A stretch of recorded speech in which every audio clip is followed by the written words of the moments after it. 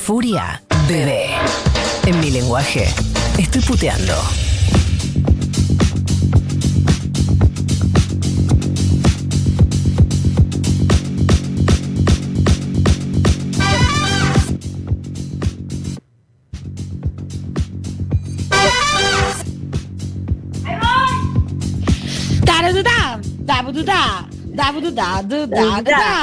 Perdón, me estaba sirviendo el café, pero ya es el momento de pensar en el ambiente clima con Nikki Becker, ¿o no? Por supuesto. Sí. Hola, Nikki, ¿estás ahí? Hola, ¿cómo andan? Llegó el momento de hablar de ambiente. Nikki Becker, gracias por estar acá porque realmente a vos te escuchan en un reclamo que se sabe que yo luché por el sabor del agua durante mucho tiempo y ahora tu palabra nos va a sacar adelante. Bueno, veremos eso. En un rato lo definimos a ver si lo saco adelante o no. Pero bueno, esta semana lo que pasó y de lo que les vengo a hablar es que fue tendencia en Twitter esto de la palabra AISA, porque el agua el fin de semana estuvo asquerosa y con un olor tremendo. Entonces, bueno, lluvia de quejas, pero también de comentarios diciendo que tenía olor a aceituna, a caca. No sé si ustedes lo sintieron. Yo aceituna y a caca no, pero sí que estuvo bastante fea. Igual, el sabor a caca no se conoce a menos que hayas comido. Conocemos el olor. Sí, no se hagan los que saben el gusto a caca. No lo había pensado así. Después... yo me quejaba porque en la radio tenía gusto a paloma el agua. Pero era a paloma, el dispenser. Pero vos paloma pero porque lo no, pero con la caca. Era como... No. Sí, te escuchamos. Ok, perdón. No, Bimbo se quejaba del dispenser, no de la canilla. Bueno, pero porque lo llenaban con agua de la canilla. No, primero se quejaba de la canilla. Primero se quejó de la canilla. Salió la discusión al aire. Y después se quejó del dispenser. Se ha quejado realmente de todo. Sí. Bueno, se sumaron gente a tu reclamo entonces este fin de semana. Y Aiza, bueno, después de tantos reclamos tuvo que responder algo y hizo un hilo de Twitter. En el hilo de Twitter lo que dijo primero es que de manera excepcional pueden generarse variaciones en el Río de la Plata que provocan esta situación, pero que no presentan un riesgo para la salud, así que no nos preocupemos. Pero en el mismo hilo después terminó diciendo que iba a presentar una denuncia para que se determine si hay contaminación industrial o si se trata de un fenómeno más. Entonces, nada, no están tan seguros como parecen. En el mismo hilo se estaban contradiciendo, así que todavía es un poco incierto en realidad de, bueno, por qué estuvo el agua así. Igualmente ahora está mejor, así que ya no es nada terrible. Porque pagamos pagamos... No porque paguemos altos impuestos, que va más allá de eso, digo. Acá se invierte para tener agua potable, que no es un hecho en todo el mundo el agua potable, ni en todo el país, ni en todos lados. Entonces, que de repente algo salga así es dangerous. Sí, de hecho, bueno, en Chile el agua es un servicio privado y claro, en bastantes lugares del mundo, y es algo que, bueno, hoy les voy a estar explicando un poco para entender por qué se le reclama a AISA, o sea, cuál es la tarea que hace AISA. AISA lo que hace es potabilizar y distribuir el agua en lo que es Capital Federal y en 8 lugares de conurbano.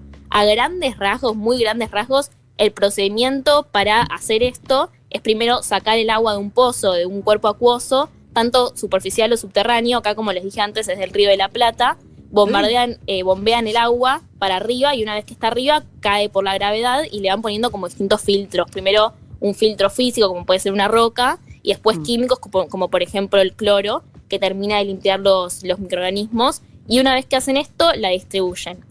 Y un poco para mí, con lo que pasó este fin de semana, me da un poco el pie para contarles un poco sobre el agua, que para mí es algo que un poco el agua atraviesa toda la historia de la humanidad, y algo tan normal como abrir la canilla y que salga agua, fue una de las grandes luchas de la historia. Primero, cuando pasamos de ser nómades a crear comunidades más sedentarias, es curioso ver que todos esos asentamientos siempre se hacían cerca de lagos y de ríos. Y de hecho, los imperios o las comunidades que aprovechaban el agua eran quienes se desarrollaban, quienes triunfaban, como por ejemplo fue el Imperio Romano, que fueron de los mayores arquitectos de construcciones de redes de distribución del agua. Y justamente cuando cae el Imperio Romano, empiezan a haber muchísimos problemas con lo que es la higiene del agua, porque no es el hecho de tener agua, sino de qué tan salubre es. Y absolutamente todas las pandemias y enfermedades que pasaron hasta ahora tienen algo que ver con el agua. Por ejemplo, No sé si saben lo que es la peste negra, pero la peste negra se dice que fue de las más devastadoras de la humanidad, que afectó a Europa y Asia. Y lo que pasó con la peste negra es que se le echaba la culpa a los judíos, de que la habían causado, de que habían envenenado el agua. Bueno, siempre con mi pueblo. Y Total, yo soy de tu pueblo también. Yo también. Apellido. No, No, mismo vos no, vos Virginia. no. Bueno, no le digan a Nicky, la quería engañar. Me querías mentir, no lo puedo creer. Nicky Lo que pasa Becker, es que más los pueblo judíos, elegido o sea, ¿por qué, imposible. más allá de como a nivel político, social, de por qué se los acusaba a los judíos, se los acusaba porque ellos no se enfermaban. Pero ¿por qué era que no se enfermaban? Bueno, Porque ahí no es tu pueblo, Daniel, porque vos sabemos riesgo total. No, soy un milagro médico. un milagro médico. claro, médico. Justamente el pueblo judío tomaba el agua de otro pozo, no del pozo en donde había tomado la Porque otra no los civilización que estaba dejaban, enfermando. seguro. Entonces ahí, claro, por culo. Entonces lo que decían era, bueno, la culpa de los judíos. Que en realidad, o sea, si bien eso se comprobó que no era así, en realidad el envenenar el agua es una estrategia bastante común en las guerras. De hecho, la última vez fue en el 39, pasó la Guerra del Invierno, que es una guerra cuando la Unión Soviética atacó a Finlandia. O sea, no hace menos de 100 años que se seguía usando como estrategia envenenar el agua para eso. Nada, es curioso porque si bien en ese momento cuando era la peste negra no había ciencia como la conocemos hoy en día, igualmente hoy en día también escuchamos eso, a Trump diciendo que fue China o gente saliendo a la calle diciendo que fue el 5G y Bill Gates, o sea, esos recursos un poco como siguen estando. Pero sí me parece interesante ver esto de que todos los reinos y todas las comunidades se construyeron alrededor del agua. Y actualmente cerca del 90% de la población mundial vive a menos de 10 kilómetros de una fuente de agua dulce. O sea, seguimos un poco con esa misma lógica. Y vieron que se habla bastante esto de la escasez del agua. Pero ¿de qué agua? O sea, como un poco para entender a qué nos referimos cuando hablamos de escasez del agua.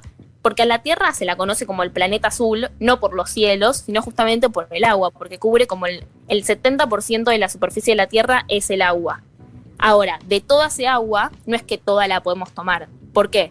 Porque el 96,5% de ese agua es salada de mares y océanos y esa no la podemos tomar porque provoca deshidratación, o sea, todo lo contrario de lo que queremos. Claro. No hay Y ningún solo plan, el digo, con 3,5. todas las cosas que se inventaron. No se le ocurrió a nadie desalicinarla para poder Bueno. tomarla, porque sería un negocio, digo, a nivel maldad, ¿no? A nivel maldad del mundo. ¿Cómo no se le ocurrió a nadie ya destruir eso también? Se les ocurrió, el tema es que sigue ¿ves? siendo carísimo. Ok. Igualmente para mí va a ser de las cosas que vamos a terminar haciendo. O sea, ahora les voy a dar un par de data de la actualidad. Pasamos un poco por la historia, pero les voy a contar un poco de la actualidad. Inevitablemente para mí eso va a tener que ser una de las soluciones. Porque de ese 3,5 que es dulce, o sea que en teoría la podríamos tomar, no toda la podemos obtener con tanta facilidad porque como el 70% está congelada. O sea, nos queda un 1% de todo ese agua que tenemos en la Tierra que la podemos obtener como ¿Qué es la que bastante- pierdo yo cuando se me rompe la cadena? Ahí yo sola destruyo ese 1%. Dios mío. Con las No, pérdidas de este es un baño. montón, pero bueno, igualmente cada vez como escasea más ese 1%. Dios, es terrible eso en el mundo. Ubican las campañas tipo, hay gente para que tenga un vaso por día a alguien. Total, bueno, y como hablamos en absolutamente todas las columnas, porque es algo que se repite siempre y siempre en todos los temas ambientales, y un spoiler, es muy desigual quienes tienen acceso a ese agua y quienes no, o quienes consumen de más y quienes ni siquiera tienen para consumir. 3 de cada 10 hogares ni siquiera disponen de agua potable, esto según datos de la ONU, ¿no? Y 6,10 no tienen suministro de agua limpia, potable y segura, o sea, hay 6 de cada 10 casas que no tienen agua potable, limpia, segura. Es una locura pensar eso, porque para nosotros, nada, lo tenemos tan naturalizado que un día está fea el agua y nos ponemos como locos, pero en realidad no tenemos dimensión de cómo afecta eso como en general al resto del mundo. Y todavía son muchísimas las enfermedades que se relacionan con el agua. Se dice que mueren de alrededor de 3,4 millones de personas por año por este tipo de enfermedades. La más típica es la diarrea, que es por agua insalubre, que en general tiene mucha gente que tiene diarrea en África, ¿no? Así que bueno, es interesante como pensar en todos estos datos para entender cómo es el acceso al agua como derecho humano alrededor del mundo, porque además, o sea, el agua la necesitamos para absolutamente todo, no es solo para tomarla, sino que es en general para la agricultura, para la industria, para nuestro día a día, para bañarnos.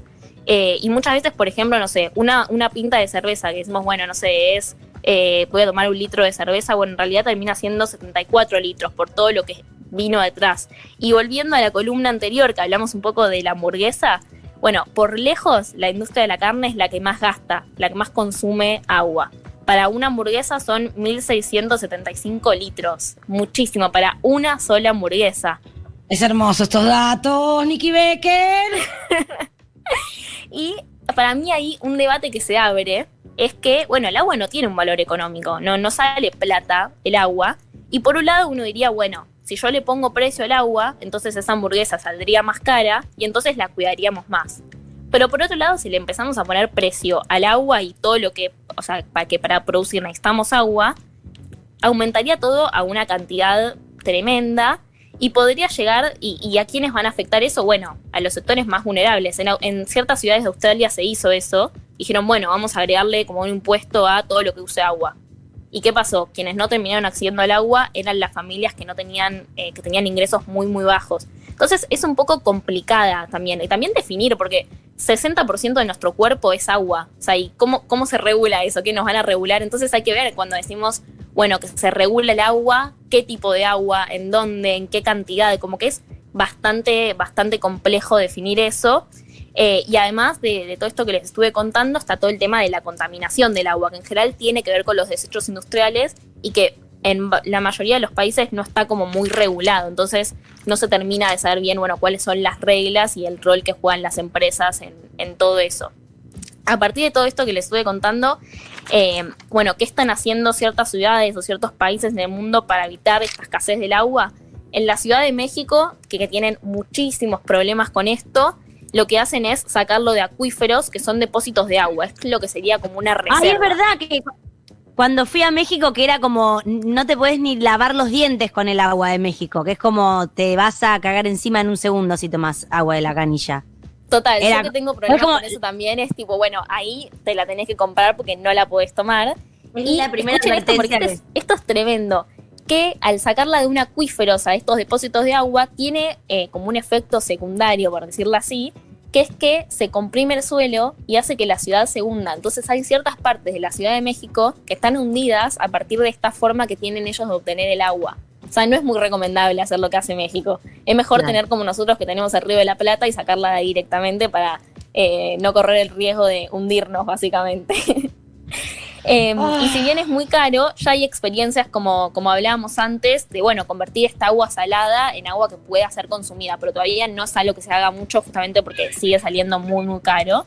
Y en otros lugares lo que se hizo es, bueno, agregar regulación, o sea, regular más el consumo del agua, como en Sudáfrica, que de pasar a quedarse casi sin agua, bajó el consumo muchísimo, o sea, a partir de regulaciones y de diferentes cosas, y ahora lo lograron regular y está todo ok.